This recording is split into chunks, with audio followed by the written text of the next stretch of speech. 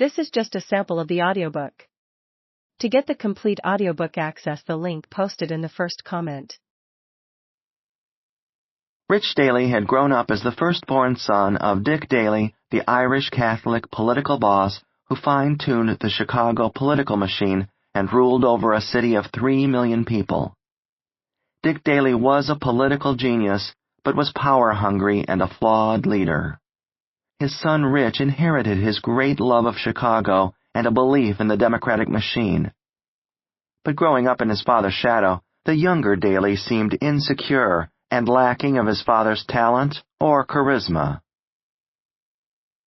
Early in his professional career, the younger Daley was part of the Chicago democratic machine and completely dependent on his father for his positions and accomplishments.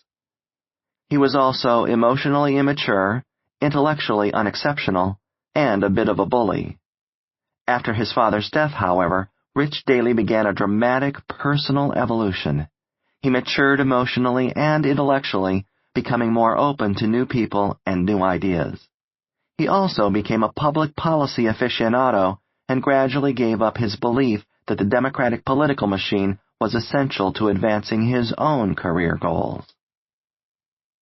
One key event in Rich Daley's life greatly contributed to his disillusionment with the machine: the Cook County State's Attorney race of 1980. During this election, Daley fought successfully for his political survival by winning a classic political battle against a lifelong rival, the machine politician Ed Burke, that essentially became a civil war within Chicago's Democratic Party.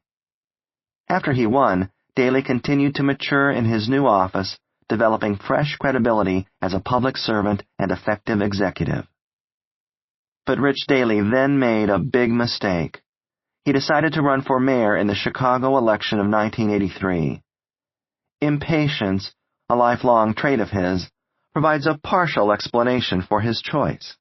But the key to Daley's bad decision was something deeper: the hubris of a still emotionally immature man who grew up as the privileged son of Chicago's most powerful politician. Daley lost his campaign for mayor in 1983, and the city of Chicago anointed Harold Washington its first black mayor. 6 years in the political wilderness followed for Daley. Yet a crucial aspect of Rich Daley's personality and long-term success was his ability to persist. Daley had started his early life with people having low expectations for him. He was not a great student, talented athlete, or charismatic leader of his classmates. Because of this, Daley had become a plugger, developing the fortitude to persist even after suffering repeated disappointments. In 1989, Rich Daley took back Chicago's mayoral seat for the Daley family. As mayor, Daley retained his great political skills, but also took big risks and evolved into a highly effective chief executive of the city. His legacy would not only include finishing the unfinished business of the Daley family, improving race relations, public schools, and public housing, but also the transformation of Chicago into a global city. During his years in office, Daley physically resurrected the downtown area and Chicago's lakefront. Out went the gritty, worn-down, post-industrial Midwestern capital. In came a beautiful, sophisticated city, Millennium Park, refurbished neighborhoods, a lakefront museum campus, wrought iron fences and landscaped gardens, attractive downtown colleges, and a renewed Navy pier. Daley's revitalized, beautified, high quality of life Chicago became the model for many cities in America and throughout much of the world.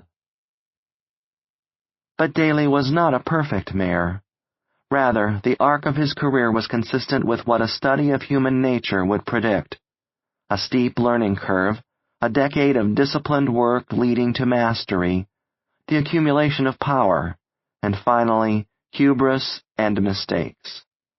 Daley's legacy would unfortunately also include a pension crisis, the midnight destruction of Meigs Field, persistent corruption within city government, high levels of crime, and financial mismanagement during his last years in office.